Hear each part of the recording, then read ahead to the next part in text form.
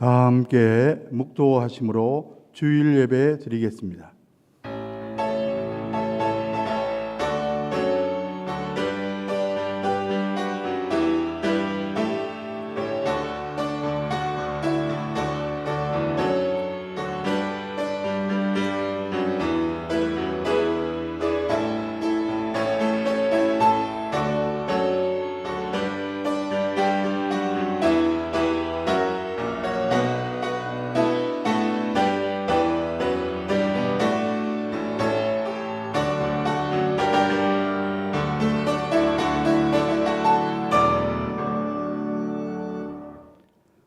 하나님은 영이시니 예배하는 자가 영과 진리로 예배할지니라. 세상 만물을 창조하시고 지금도 섭리하시는 삼위일체 하나님께 찬송과 영광과 존귀를 돌리옵나이다. 우리의 진정한 피난처가 되시는 하나님 아버지, 지난 한 주간도 부족한 저희들을 주님의 날개 아래 품어주시고 교회력으로 한 해를 마무리하는 오늘 하나님의 집에 나와 가정에서 현장에서 예배드리게 하심을 진심으로 감사드립니다. 어려운 순간에 지켜주셨고 날마다 믿음이 흔들리지 않도록 보호해 주신 은혜 다시 한번 감사드립니다. 오늘도 마음과 정성을 다해 드린 찬양과 경배를 흠양하여 주시옵소서. 성령님의 능력으로 우리의 영안을 열어주셔서 보좌에 앉으신 주님을 바라보게 하시며 우리의 귀를 활짝 열어 주님께서 들려주시는 진리의 말씀을 듣게 하여 주시옵소서. 예수 그리스도의 이름으로 간절히 기원하옵나이다. 아멘. 모두 일어나셔서 1장 찬송을 드리겠습니다.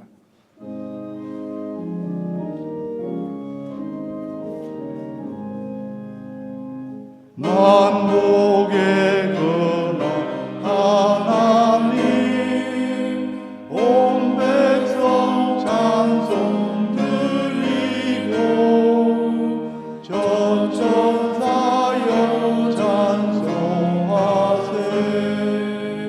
찬송 성부 성자 성령.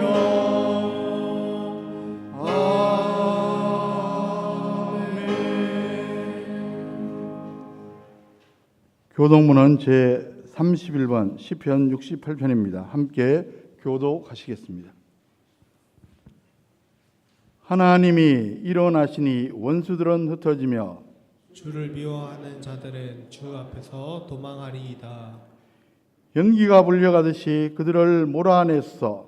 불 앞에서 미리 녹음같이 악인이 하나님 앞에서 망하게 하소서. 의인은 기뻐하여 하나님 앞에서 뛰놀며 기뻐하고 즐거워할지어다. 하나님께 노래하며 그의 이름을 찬양하라. 하늘을 타고 광야에 행하시는 일을 위하여 대로를 수축하라. 그의 이름은 여호와시니 그의 앞에서 뛰놀지어다. 그의 거룩한 처소에서 계신 하나님은 고아의 아버지시며 과부의 재판장이시라. 하나님이 고독한 자들은 가족과 함께 살게 하시며 갇힌 자들은 이끌어내사 형통하게 하시느니라. 오직 거역하는 자들의 거처는 메마른 땅이로다. 하나님이여 주께서 가난한 자를 위하여 주의 은택을 준비하셨나이다. 아멘. 기도하겠습니다. 이제 하나님과 나만이 아는 죄를 참회하며 기도드립니다.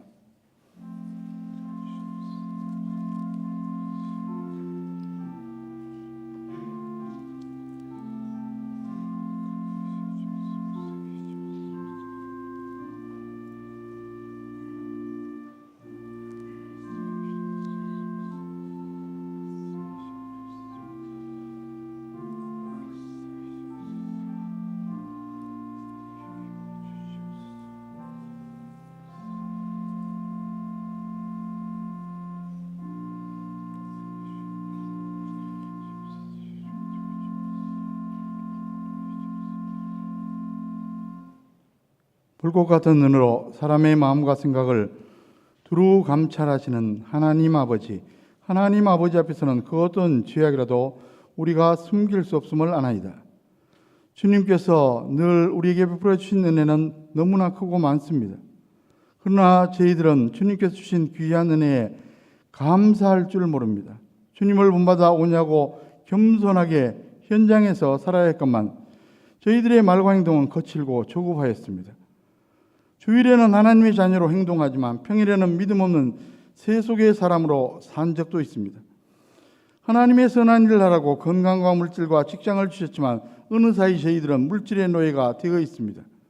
오직 하나님만 의뢰하고 살라고 하셨건만 저희들은 마음의 중심으로 하나님보다는 내 수단과 세상의 권력을 의지하며 살고 있습니다.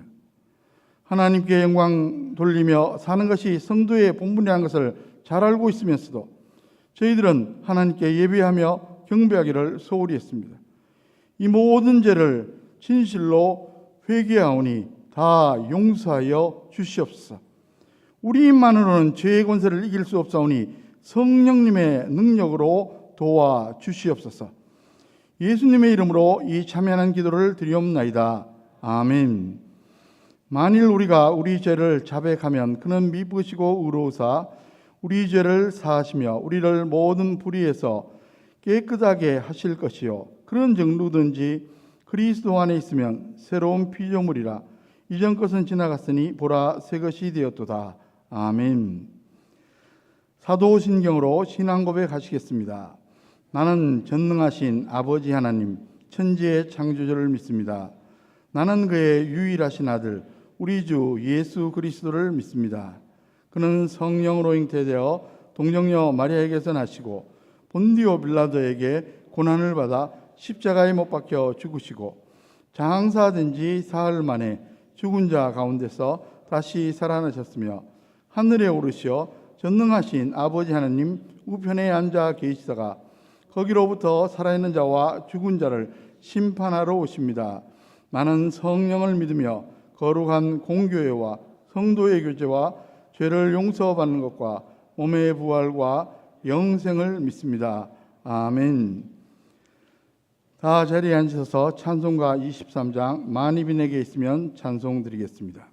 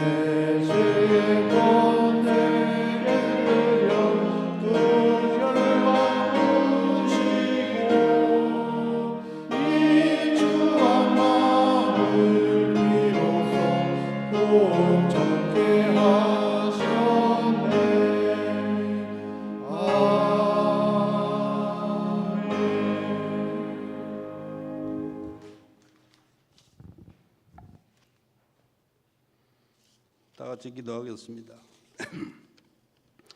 영광과 찬양을 세세무궁토록 받으실 하나님 아버지, 하나님의 놀라우신 사랑과 은총에 감사와 찬송을 드립니다.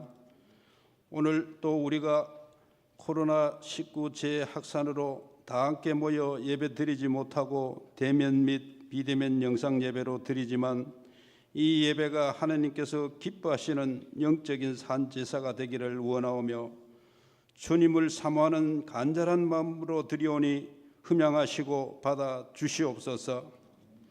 하나님 아버지, 하나님을 사랑한다고 말하면서도 내가 내 삶의 주인이 되어 나 자신과 돈을 더 사랑하고 자기 중심적이고 이기적인 삶을 살았음을 용서하여 주시옵고, 또한 구원의 감격을 잃어버린 채 형식적이고 타성에 젖은 예배를 드리면서도 영적 교만과 자기의에 빠져 남을 판단하고 정죄한 죄악들을 용서하여 주시옵소서.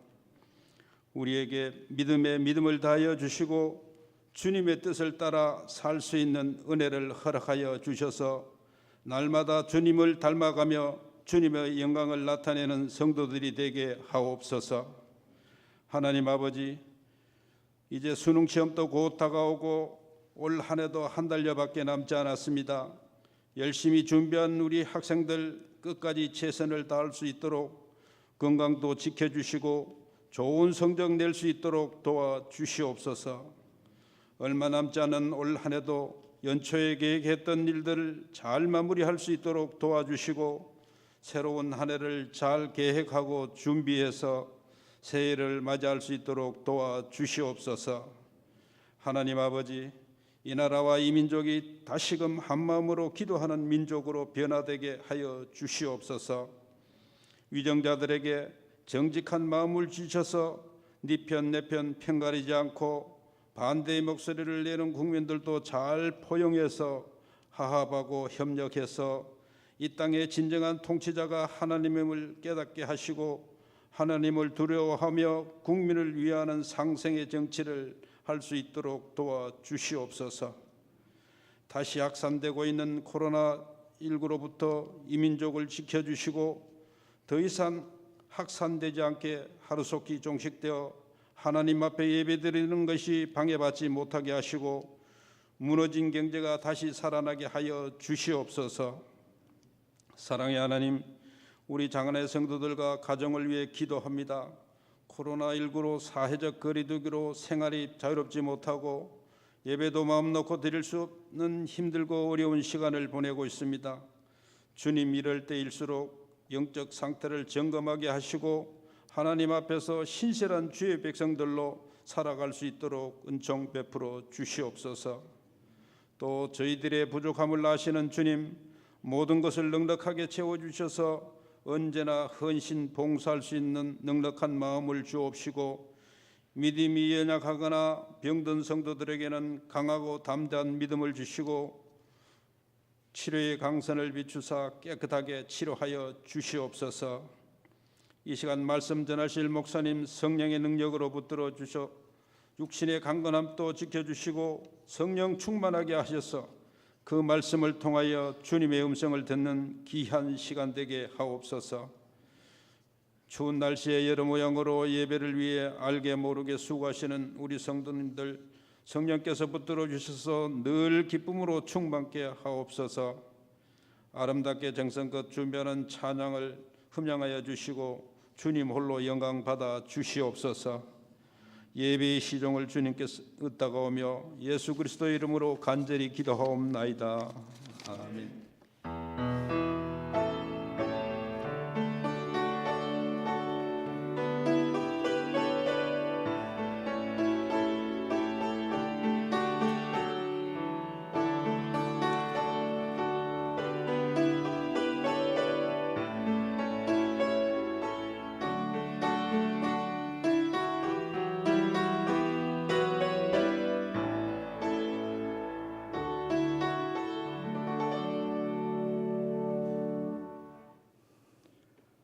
오늘 우리에게 주신 하나님의 말씀은 구약 창세기 41장 41절에서 49절까지 말씀입니다.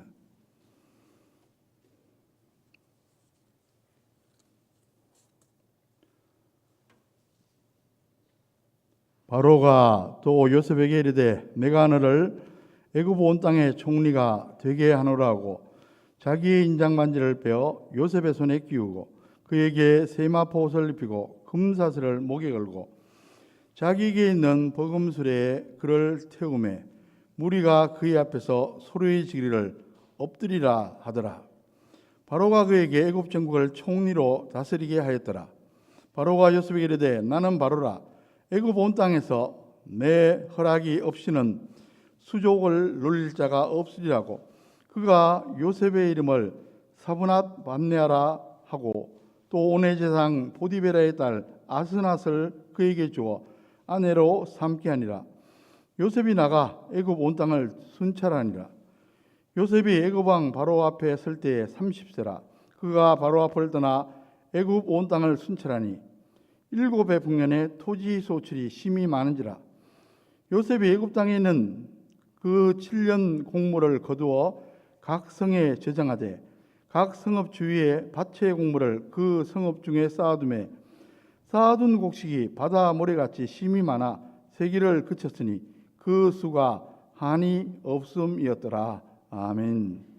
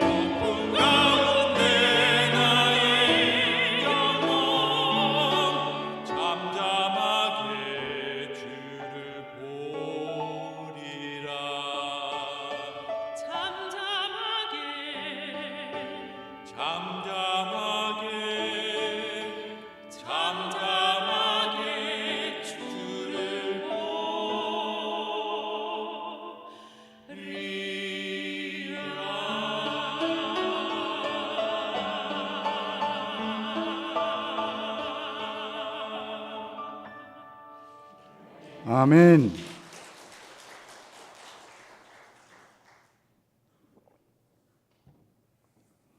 다시 한번 기도하겠습니다. 아름답고 신령한 찬양, 우리의 찬양을 흠양하신 하나님 아버지, 이 시간 부족한 저희들에게 말씀하여 주시옵소서. 말씀을 대언하는 자, 말씀을 받는 자들 같은 성령님께서 주관하여 주시옵소서. 예수 그리스도의 이름으로 간절히 기도하옵나이다. 아멘.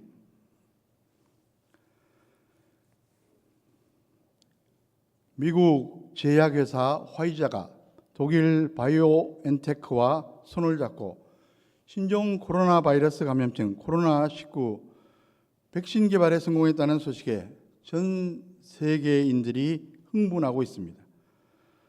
자연스레 바이오엔테크 설립자 우그르 사인과 웨질렘 티레지 부부가 어떤 사람인지 이 부부에게 이목이 집중되고 있습니다. 우그르 사인은 터키에서나 4살 때 자동차 기술자 아버지를 따라서 독일로 이주했고 그의 아내 티레지는 독일에서 태어난 터키 이민 2세입니다. 결혼식도 실험실에서 실험복을 입고 올렸고 결혼식 당일 관청에 혼인신고를 한 뒤 연구실로 돌아왔을 정도로 연구에 성실한 사람들이었습니다. 사인과 티레지는 당시 제약회사들이 돈이 되는 약만 개발하는 관행에 불만을 가지게 됩니다. 결국 돈의 논리에 영향받지 않는 회사를 설립하고 암세포를 공개하는 신약을 개발하는 데 성공하기도 합니다. 코로나19 바이러스가 발생하자마자 500여 명의 직원들과 함께 소위 광속팀을 만들어 백신 개발에 착수합니다. 성공이 불확실했던 백신 개발에 무려 2조 원을 투입합니다. 뉴욕타임즈가 사인 부부를 만나서 만약 임상실험에 실패한다면 하루아침에 2조 원이 날아갈 텐데 왜 이런 돈을 투자하느냐 묻자 그는 이렇게 대답합니다. 생명이 죽어가고 있지 않습니까? 백신 개발 사업은 너무나 시급한 우리 모두의 과제가 아닙니까? 도산 안창호 선생님의 이야기입니다. 독립운동가이며 교육갔던 그는 위대한 사상가지만 정교 학력은 거의 없는 분이십니다. 어려서 한학을 공부했고 언더우드 선교사가 세운 구세학당에 3년 다닌 게 전부입니다. 하지만 신앙의 실천가로서 역사에 길이 남을 분이십니다. 도산 안창호 선생이 처음 미국에 갔을 때 한인들이 미국인들에게 무시당하는 모습을 목격하고 몹시나 안타까워했습니다. 2가지 이유 때문이었습니다. 하나는 지저분하다는 것이고 다른 하나는 불성실하다는 것이었습니다. 그러다 보니까 집을 렌트해 주는 것이나 고용하는 것을 꺼렸습니다. 그래서 선생은 인격 개조를 역설했습니다. 말로만 한 게 아니라 솔선수범하셨습니다. 한인들의 집을 찾아가서 청소를 깨끗이 해주기도 했습니다. 처음에는 한인들이 시큰둥한 반응을 보였지만 그의 실천적인 신앙에 감동을 받고 따르게 되었습니다. 심지어 미군들조차 선생에게 큰 감동을 받았다고 말합니다. 이런 일화가 있습니다. 미국인의 가정에서 가사 고용인으로 일할 때였는데 누가 보든 안 보든 사람의 손이 닿지 않는 곳까지 깨끗이 청소했습니다. 하루는 집주인이 베란다에서 내려다보고 감동되어 이렇게 물었습니다. 도대체 당신은 어느 나라 사람이기에 이렇게 성실한 것입니까? 한국인이라고 했더니만 흡족해하면서 약속한 싹보다 더 많은 임금을 지불했다고 합니다. 그는 이런 모습으로 곳곳에서 리더십을 발휘했습니다. 여러분, 이와 같은 도산 안창호 선생의 신앙을 뭐라고 표현할 수 있습니까? 저는 늘 푸른 신앙이라 표현해 봅니다. 늘 하나님만 의식하며 살아가기에 하나님을 기쁘시게 하고 결과적으로 사람들에게 큰 유익을 끼치는 신앙입니다. 여러분, 어제 21일 방역당국은 신종 코로나 바이러스 감염증 코로나19 1일 신규 확진자가 이번 주에는 400명 이상, 4달 초에는 600명 이상 나올 수 있을 것으로 추정하고 있습니다. 중앙방역대책본부 방대본 상황총괄단장은 이날 질병관리청에서 열린 정례 브리핑에서 코로나19 전폐락을 뜻하는 감염 재생산 지수 동향을 설명하면서 유행의 예측 지표인 감염 재생산 지수가 1.5를 넘어서고 있습니다. 즉 확진자 한 명이 1.5명 이상을 감염시키는 상황이며 실내 활동이 늘고 환기도 어려운 동절기가 되면서 계절적으로 바이러스 억제가 더욱 어려워져 북반구 대부분의 국가에서 감염이 늘어나고 있는 상황이라고 설명했습니다. 흔히 오늘 이 시대를 가리켜 불확실성의 시대라고 말합니다. 그래서 어느 미래학자는 이렇게 말했습니다. 불확실하다는 사실 외에 확실한 것은 하나도 없다. 말 장난을 하는 것 같지만 100% 맞는 말입니다. 그런데 여러분, 불확실한 게 비단 이 시대뿐이겠습니까? 동서고물 막론하고 세상 만사, 인생 만사가 다 불확실합니다. 오늘 본문의 요셉의 생애를 살펴보면 불확실한 가운데 분명 하나님의 섭리가 있었음을 우리는 확인할 수 있습니다. 저와 여러분의 인생도 마찬가지입니다. 스스로 느끼든 못 느끼든 하나님께서 이끌어 주십니다. 이것을 느끼며 사는 것이 곧 섭리신앙입니다. 요셉은 섭리신앙이 있었습니다. 때로는 이해가 되지 않는 일도 발생했지만 하나님의 섭리를 믿고 나아감으로 결국은 승리합니다. 저와 여러분들도 이 시대에 섭리신앙을 가지고 꼭 승리하시기를 주의 이름으로 간절히 축원합니다. 여러분, 인생은 만남의 연속 과정입니다. 부모 형제를 만나고 스승을 만나고 친구를 만나고 배우자를 만나고 이런저런 사람들을 만납니다. 그 무수한 만남이 우리 인생을 만들어 가는 것입니다. 그런데 그 만남들이 나의 의지대로 이루어지지는 않습니다. 물론 어떤 경우는 내가 의도적으로 만남을 성사시키는 것 같지만 잘 보면 하나님의 섭리입니다. 여러분, 요셉이 만난 사람들은 누구였습니까? 부모 형제, 노예 상인, 보디발과 그의 아내, 간수장, 감방 동료, 바로왕, 이들과의 만남으로 요셉의 인생이 만들어졌습니다.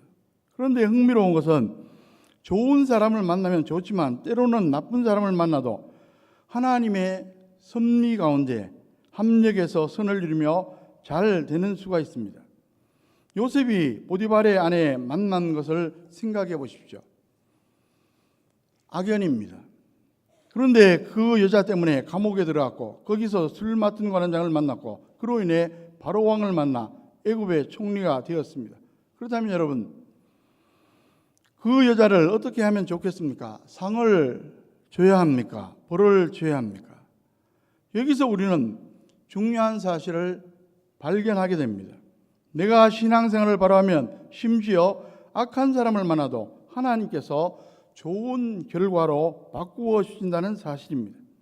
그러므로 남을 탓할 필요가 없습니다. 내가 신앙생활 잘하면 되는 겁니다.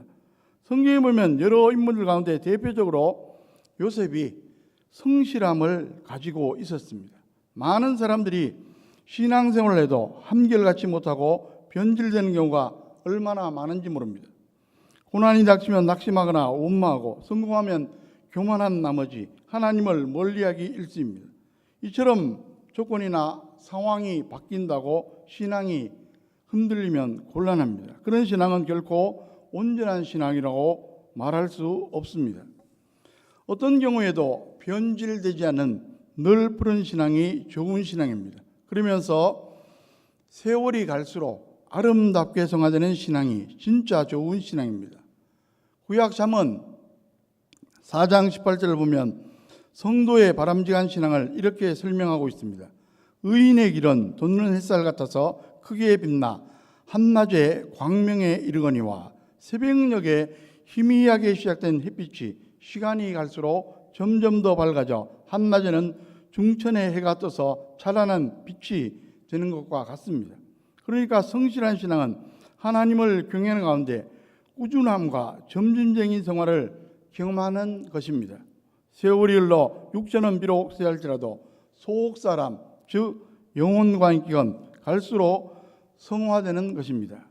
사도 바울은 그런 신앙을 고린도후서 4장 16절에서 이렇게 증거합니다. 그러므로 우리가 낙심하지 아니하노니 우리의 겉사람은 낡아지나 우리의 속사람은 날로 새로워지도다. 요셉의 신앙이 바로 그러했습니다. 아무쪼록 오늘 주신 말씀을 통해 저와 여러분들도 성실한 신앙을 삼으며 현장에서 실천해 나아가시기 바랍니다. 그래서 위로는 하나님을 기쁘시게 하고 다른 사람들에게는 유익을 주고 나 자신은 하나님의 축복을 풍성히 누리게 되기를 주의 이름으로 간절히 축원합니다. 요셉은 주전 20세경에 살던 인물입니다. 요셉이 가나안 땅에서 애굽으로 갔을 때는 공교롭게도 힉소스 왕조 시대였습니다. 그 왕조는 이스라엘과 같은 계통인 셈 족속입니다. 그러니까 하나님께서 놀라운 섭리 가운데 요셉이 총리가 되는 길을 이미 닦아 두신 것입니다. 요셉의 생애 기록은 구약 창세기 37장에서 50장에 이르기까지 아주 길게 기록되어 있습니다. 그만큼 요셉의 생애가 다채롭고 극적입니다. 그런 날에서 야곱의 아들로 유보하게 자랐습니다. 그러던 중 형들의 미움으로 노예로 팔려갑니다. 인생이 정말 기구합니다. 어린 시절 채색 옷을 입고 호강하던 부잣집 아들이 17세 나이에 노예가 되고 심지어 죄수의 몸까지 되고 바닥 인생으로 곤두박질칩니다. 그러더니 30세 일약 대제국의 총리가 되어 천하를 호령합니다. 그런데 요셉의 신앙은 세월이 가도 환경과 조건이 바뀌어도 한결같았습니다. 신앙이 변질되지 않고 꾸준했을 뿐 아니라 점진적으로 성화되었습니다. 오늘 본문을 보시면 요셉이 총리가 되는 장면이 기록되어 있습니다. 바로 왕이 요셉에게 실권을 이양합니다. 창세기 41장 42절 43절 말씀을 보십시오.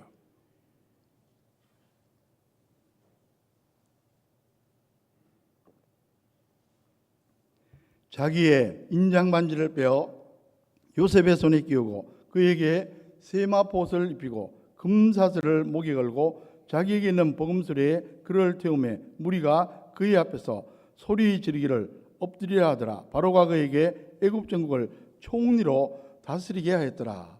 인장 반지는 옥새 같은 건데 바로 왕이 요셉의 손에 끼워집니다. 그리고 최고급 세마포옷을 입혀주고 금사슬을 목에 걸어줍니다. 버금수레는 요즘으로 말하면 왕이 타는 승용차와 동종의 자동차, 소위 2호차를 의미합니다. 그리고 요셉이 행차하면 모든 백성이 엎드려 절합니다. 이 정도면 벼락출세라고 말할 수 있습니다. 그런데 잘 보시면 오히려 하나님께서 때를 기다리셨습니다. 왜냐하면 당시 공직에 나설 수 있는 나이가 30세였기 때문입니다. 그가 17세 때 애굽에 팔려가서 종살이와 감옥살이를 거쳐 30세에 총리가 되었습니다. 그 기간 동안 신앙의 연단이 있었는데 그의 신앙은 시종일관 성실했습니다. 고난을 당할 때도 결코 낙심하거나 기죽지 않았습니다. 그리고 성공했을 때도 교만하지 않았습니다. 요셉이 성공한 후 가정을 이루고 두 아들을 낳게 되는데 각각 이름을 지은 것을 통해 그의 신앙을 어느 정도 우리는 엿볼 수 있습니다. 장남의 이름은 므낫세로 지었는데 하나님께서 나의 고난을 잊어버리게 하셨다는 신앙 고백이 담겨 있습니다. 차남의 이름은 에브라임이라고 지었는데 하나님께서 나를 번성케 하셨다는 신앙 고백이 들어 있습니다. 모든 영광을 하나님께 돌려드리는 신앙 자세입니다. 보통 사람이라면 자신이 잘나서 성공한 줄 착하고 교만하게 울 텐데 요셉은 전혀 그렇지 않았습니다. 그리고 애굽에서 부귀영화를 누리면서 애굽에 동화될 법도 한데 전혀 그러지 않았습니다. 요셉의 임종시의 모습을 히브리서 기자가 이렇게 증거하고 있습니다. 히브리서 11장 22절에 보면 믿음으로 요셉은 임종시에 이스라엘 자손들이 떠날 것을 말하고 또 자기 뼈를 위하여 명하였으며, 여기서 가나안 땅을 사모한 것은 곧 천국을 소망했다는 의미입니다. 세상이 아무리 좋다 한들, 애굽이 아무리 좋다 한들 천국과 비교할 수 없음을 고백하는 신앙입니다. 여러분, 하나님께서도 요셉의 성실한 신앙을 아셨지만 주변 사람들, 심지어 불신자들조차 알아보았습니다. 요셉이 친위대장 보디발의 집에서 종살이를 할 때 그 주인이 알아보았습니다. 오늘 본문은 아니지만 창세기 39장 3절을 보시면 그의 주인이 여호와께서 그와 함께 하심을 보며 또 여호와께서 그의 범사에 형통케 하심을 보았더라. 그리고 후일 요셉이 바로왕의 부름을 받고 꿈을 해석해 주었을 때도 마찬가지였습니다. 7년 풍년 이어서 6년 7년이 이어질 것이므로 대비하라고 충고하자 바로왕과 신하들이 감탄합니다. 오늘 본문 몇 절 앞에 창세기 41장 38절을 보시면 바로가 그의 신하들이 이르되 이와 같이 하나님의 영에 감동된 사람을 우리가 어찌 찾을 수 있으리요. 여러분, 성실한 신앙에서 나온 덕목들이 요셉의 생애에 그대로 나타납니다. 여러 가지 있지만 그 중에 대표적인 것들 세 가지만 이 시간 살펴보고자 합니다. 첫째로 용기입니다. 요셉은 고난이 닥쳐왔을 때 낙심하지 않았습니다. 용기를 내서 고난을 헤쳐 나갔습니다. 그 원동력은 하나님께서 함께 해주심에 있었습니다. 성경은 요셉의 생애를 기록하면서 여호와께서 요셉과 함께 하시다는 말을 여러 번 반복하고 있습니다. 몇 절을 보면 창세기 39장 3절을 보면 그의 주인이 여호와께서 그와 함께 하심을 보며 창세기 39장 21절에 보면 여호와께서 요셉과 함께 하시고 창세기 39장 23절에 보면 간수장은 그의 손에 맡긴 것을 무엇인지 살펴보지 아니하였으니 이는 여호와께서 요셉과 함께 하심이라. 요셉은 현실의 고난이 아무리 커도 하나님을 바라보았습니다. 그럴 때 용기를 낼 수 있었고 결국은 승리하게 됩니다. 구약 이사야 40장 31절 말씀 그대로입니다. 오직 여호와를 앙망하는 자는 새 힘을 얻으리니 독수리가 날개치며 올라감 같을 것이요 다른 박질하여도 곤비하지 아니하겠고 걸어가도 피곤치 아니하리로다. 낙심한 이스라엘에게 주셨던 말씀으로 하나님을 믿음으로 바라보면 새 힘을 얻고 승리할 수 있음을 강조한 말씀입니다. 여러분, 우리가 인생 살다 때때로 고난을 당합니다. 어떤 때는 컴컴한 터널 속에 갇혀 있는 것처럼 막막합니다. 끝이 있기는 나려나 실망합니다. 그러나 하나님께서 다 보고 계십니다. 여러분, 신앙이라는 게 과연 무엇입니까? 여러 가지 설명했지만 보이지 않는 것을 보는 안목입니다. 나치 독일이 유대인을 구금하고 학살했던 아우슈비츠 수용소는 마치 지옥 같은 곳이었습니다. 그곳에서 유대인들은 극한 고통을 당했습니다. 아무리 부르짖어도 응답 없는 하나님. 그래서 하나님이 안 계시다고 자포자기할 수 있는 상황이었습니다. 상상해 보십시오. 얼마나 막막했겠습니까? 그런데 누군가 유리 조각으로 벽에 새겨놓은 이런 글귀가 있었습니다. 태양이 빛나지 않아도 나는 태양이 있음을 믿는다. 사랑이 보이지 않아도 나는 사랑을 믿는다. 하나님이 아무 말씀을 하지 않아도 나는 하나님을 믿는다. 그러므로 여러분, 고난 가운데 실망하지 마시고 보이지 않아도 우리를 지켜보고 역사하시는 하나님을 믿음의 눈으로 바라보시기 바랍니다. 여러분, 하나님께서 살아계신 한, 우리에게 신앙이 있는 한, 비록 지금은 고난 가운데 있어도 이대로 끝나지 않습니다. 아무쪼록 어떤 고난 가운데서라도 살아 역사하시는 하나님을 바라보므로 당당히 승리하는 저와 여러분 되시기를 주의 이름으로 간절히 축원합니다. 두 번째 덕목은 겸손입니다. 요셉은 낮을 때는 기죽지 않았고 높아졌을 때는 교만하지 않았습니다. 성공한 후에도 하나님만 높이고 사람들 앞에서 결코 거만을 떨지 않았습니다. 여러분, 겸손은 외적인 모습보다 마음 중심에서 하나님을 높이고 다른 사람을 존중하는 인격입니다. 요셉이 바로왕을 만났을 때의 모습입니다. 꿈을 꾸고 무슨 뜻인지 몰라서 전전긍긍하는 바로에게 한 말입니다. 창세기 41장 16절에 보면 요셉이 바로에게 대답하여 이르되 내가 아니라 하나님께서 바로에게 편안한 대답을 하시리이다. 전혀 자신을 드러내지 않았습니다. 자신이 꿈을 해석하는 실력자라고 은근히 과시할 수 있는 기회였지만 자신을 낮추고 모든 영광을 하나님께 돌립니다. 그렇다고 왕 앞에서 설설 기지도 않았습니다. 당당하면서도 겸손한 모습입니다. 나중에 요셉이 총리가 된 후 애굽으로 양식을 사러 온 형제들과 상봉했을 때도 그는 동일한 태도를 보입니다. 창세기 45장 5절에 하나님이 생명을 구원하시려고 나를 당신들보다 먼저 보내셨나이다. 창세기 45장 8절에 그런즉 나를 이리로 보낸 이는 당신들이 아니요 하나님이시라. 하나님이 나를 바로에게 아버지로 삼으시고.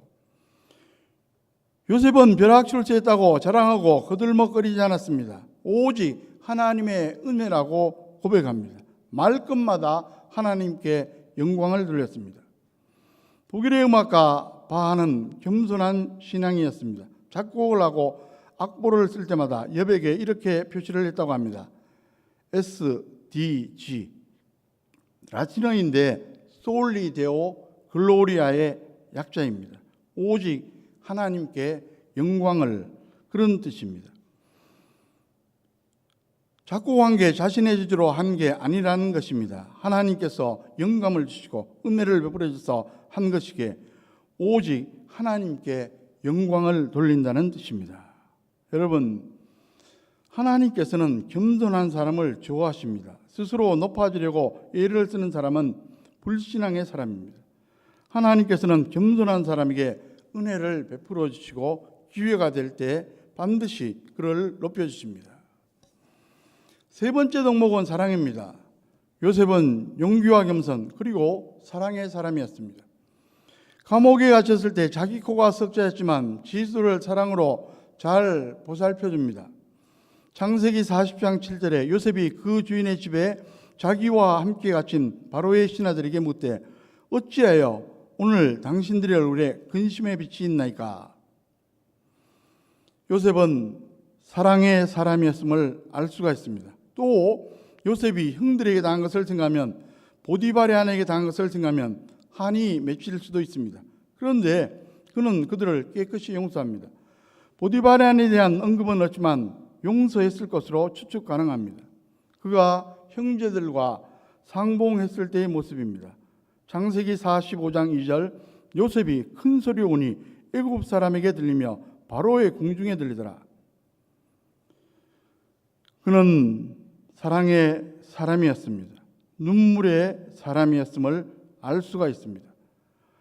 아버지 야곱이 죽자 형들이 요셉의 보복이 두려워서 떱니다. 요셉에게 용서를 구합니다. 그때 요셉이 어떻게 말합니까? 창세기 50장 21절 당신들은 두려워하지 마소. 내가 당신들과 당신들의 자녀를 기르리이다 하고 그들을 간곡한 말로 위로하였더라. 그는 오히려 형들을 위로하고 그들과 조카들을 끝까지 부양하겠다고 약속합니다.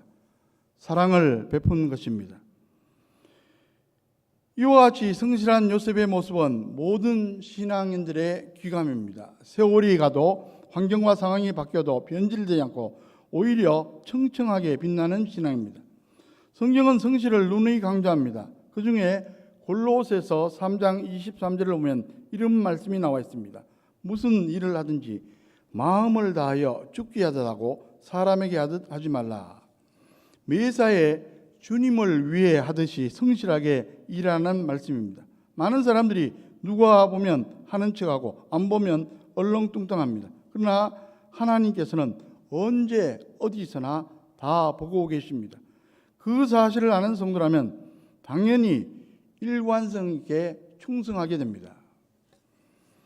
다니엘의 세 친구 사드락, 메삭, 아베느고의 이야기입니다. 그들은 어린 시절 포로로 끌려왔지만 하나님의 은혜로 관리가 되었습니다. 그런데 어느 날 바벨론 왕 느부갓네살이 금신상을 세워놓고 관리들을 소집해서 절을 지킵니다. 다니엘의 세 친구들은 유일하신 하나님 여호와를 섬김으로 아무리 절대 군주의 엄명이라도 따를 수가 없었습니다. 당당히 거부했더니 왕이 불러다가 최후의 통첩을 합니다. 마지막 기회를 줄 테니 당장 절하라. 그렇지 않으면 뜨거운 불물에 넣어 죽이리라. 그럼에도 그들은 거부하며 당당히 이렇게 외칩니다. 다니엘 3장 17절 18절에 왕이여 우리가 섬기는 하나님이 계시다면 우리를 맹렬히 타는 풀무불 가운데서 능히 건져내시겠고 왕의 손에서 건져내시리이다. 그렇게 하지 아니하실지라도 왕이여 우리가 왕의 신들을 섬기지도 아니하고 왕이 세우신 금신상에게 절하지도 아니할 줄을 아옵소서. 그들은 목숨이 왔다 갔다 하는 상황에서 신앙의 별개를 지켰습니다. 그러자 어떤 일이 벌어집니까? 왕이 진노하며 7배나 뜨거운 불무불에 그들을 집어넣으라고 명령합니다. 그러나 그들을 붙들고 있던 자들은 불에 타 죽었는데 다니엘의 세 친구들은 머리털 하나 그을리지 않고 살아납니다. 느부갓네살이 크게 감동받고 이제는 하나님을 찬양합니다. 그들을 승진시킵니다. 그리고 느부갓네살이 자진해서 만 백성에게 조서를 내려 여호와 하나님을 만홀히 여기지 말고 찬양하라고 명령합니다. 한 분만 소개하고 말씀을 정리합니다. 재미교포 신재원 박사의 이야기입니다. 그는 나사의 항공연구부문 국장으로 신실한 그리스도인입니다. 몇 해 전 이대에서 강연하기도 했고 기독 실험인의 전국 수련에서도 강연한 바 있습니다. 그가 나사의 고위 책임자의 위치에 올라가자 기자들이 몰려와서 인터뷰를 했습니다. 미국이 실력 위주의 사회라도 은근히 차별했는데 한국에서 대학 졸업 후 이민 간 사람이 어떻게 그리 빨리 그 자리에 올라갈 수 있었는지 그 비결을 물었습니다. 그러자 특별한 비결이 없다며 이런저런 이야기를 했는데 그 내용을 종합하면 한마디로 성실함입니다. 그의 신앙에서 우러나온 삶의 태도입니다. 그가 강연 중에 제4차 산업혁명 시대에 적합한 인재상을 제시했는데 전문성, 창의성, 그리고 인성을 꼽았습니다. 좋은 인성은 신앙에서 우러나오는 법입니다. 우리 자신도 그래야 되지만 자손 후손들에게 신앙교육을 통해 좋은 인성을 형성하도록 도와주어야 합니다. 여러분, 세상이 악해질수록, 세상이 급속도로 변화될수록 역설적으로 신앙과 인성의 중요성이 더욱 절실해질 것으로 사료됩니다. 꼭 기억하시기 바랍니다.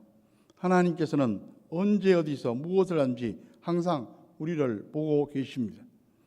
그 하나님께서 우리에게 기대하신 바는 바로 성실함입니다. 부디 요셉처럼 세월이 가고 상황이 바뀌어도 변질되지 않고 꾸준하고 갈수록 성화되는 늘 푸른 믿음의 소유자 저와 여러분들 되시기 바랍니다. 그래서 하나님을 기쁘시게 하고 사람들에게 유익을 위해서 본인도 가족들도 자녀 후손들도 행복한 인생 살아가시기를 주의 이름으로 간절히 축원합니다. 기도하겠습니다.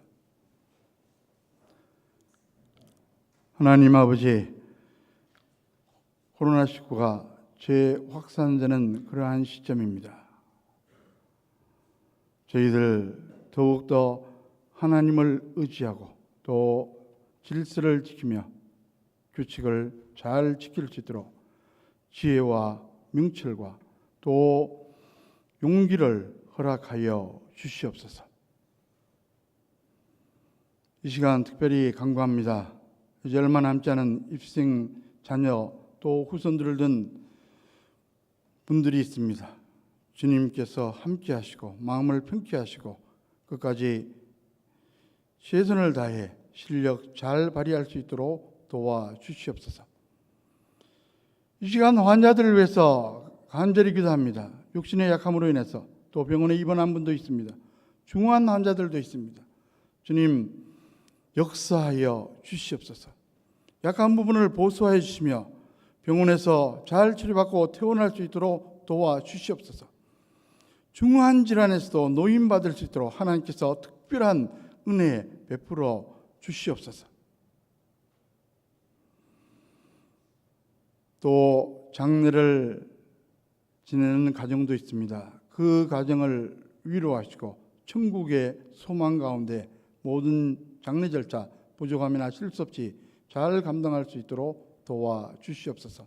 이 모든 말씀 예수 그리스도의 이름으로 간절히 기도하옵나이다. 아멘. 다 함께 338장 네 줄을 가까이 하게 하면 찬송 드리겠습니다.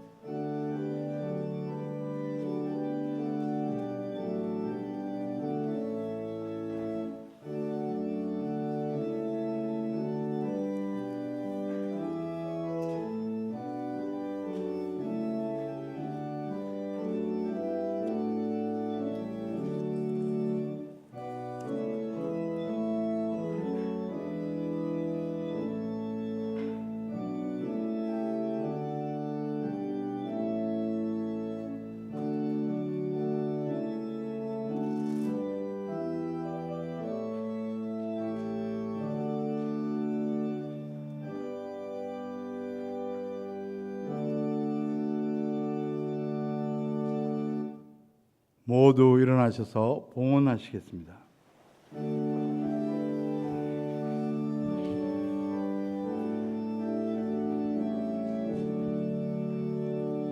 내게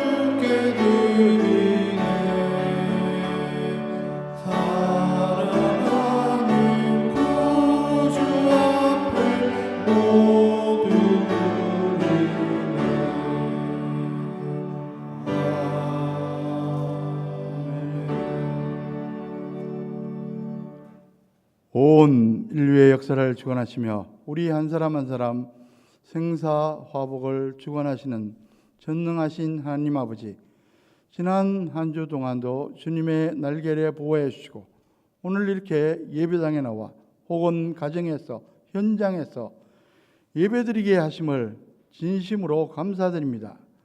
하나님의 크고 놀라우신 은혜에 감사해서 저희들 정성껏 준비한 봉헌 예물을 가지고 나왔습니다. 주일헌금을 드렸습니다. 범사에 하나님의 주인 되심을 고백하는 마음을 가지고 열애 하나 구별해서 11정금을 드렸습니다. 여러 가지 제목을 가지고 감사헌금을 드렸습니다. 선교 비전헌금도 드렸습니다. 이 모든 봉헌 예물과 함께 우리의 마음도 연락하여 주시옵소서. 코로나19 전 세계 상황으로 인해서 경제적으로 많이 위축되고 현장에서 경제적으로 어려움 당하는 사람들이 많이 있습니다. 주님, 삶의 용기를 더하여 주시고 끝까지 각자의 삶의 처소에서 사명 감당할 수 있도록 인도하여 주시옵소서. 경제적인 지혜도 허락하여 주시며 온화업계는 속히 코로나19가 해결되고 종식될 수 있도록 하나님께서 크신 긍휼을 베풀어 주시옵소서. 오늘도 우리와 함께 예배드리고 싶지만 여러 가지 사정으로 함께하지 못하는 분들이 있습니다. 병원에 입원해 있기 때문에, 출장 중에 있기 때문에, 또 근무에 있기 때문에 여러 가지 사정으로 함께하지 못하는 장안교회 권속들 어느 곳에 어느 형편에 있든지 간에 주님께서 위로하시고 동행하여 주시옵소서. 이 모든 말씀 예수 그리스도의 이름으로 간절히 기도하옵나이다. 아멘.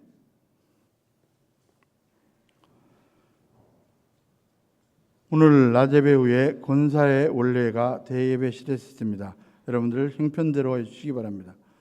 환우들을 위해서 계속 기도해 주시면 감사하겠습니다. 또 얼마 남지 않은 이 수험생들을 위해서도 계속 기도해 주시기 바랍니다. 지난 주간에 김순희 권사님 부군 되시는 이한목 지사님 별세해서 이제 오늘 입관 예배 드리고 내일은 발인 예배를 드리게 됩니다. 입관 예배는 오후 1시에 코리아 병원 장례식장 특실에서 드리게 됩니다. 참고로 이 거리뛰기가 있기 때문에 15명을 초과할 수 없습니다. 그러니까 여러분들이 꼭 가시고 싶은 사람들만 남으셔서 12시 50분에 함께 출발하도록 하겠습니다. 모두 일어나셔서 찬송가 499장 4절 찬송 드리겠습니다.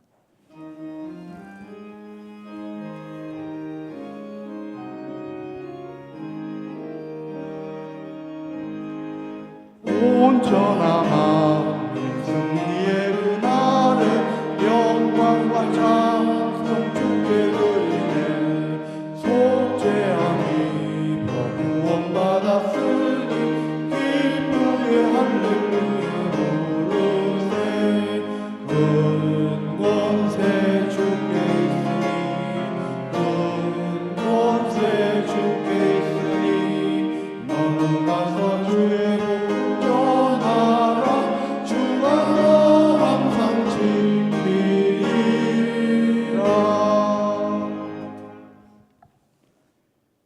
이제는 복의 근원 되신 우리 주 예수 그리스도의 은혜와 독생자를 십자가 희생의 제물로 삼아 우리를 죄와 사망 가운데서 건져 영원한 천국의 삶을 얻게 하신 하나님 아버지의 극진하신 사랑하심과 범사에 우리의 삶을 인도하시며 우리의 삶이 합력해서 선을 이루며 형통하도록 역사하시는 성령님의 교통하심과 축복하심이 이 자리에 함께한 모든 신명들 위해, 이들의 가정 위해, 자녀 후손들 위해, 또 가정에서 현장에서 예배드리는 모든 신명들 위해, 그들의 가정, 자녀 후손들 위해, 장안교회 권석들 지금 어느 곳에 어느 형편에 있든지 간에 태중에 있는 신명일지라도 지금부터 영원토록 함께 하시기를 간절히 축원하옵나이다. 아멘.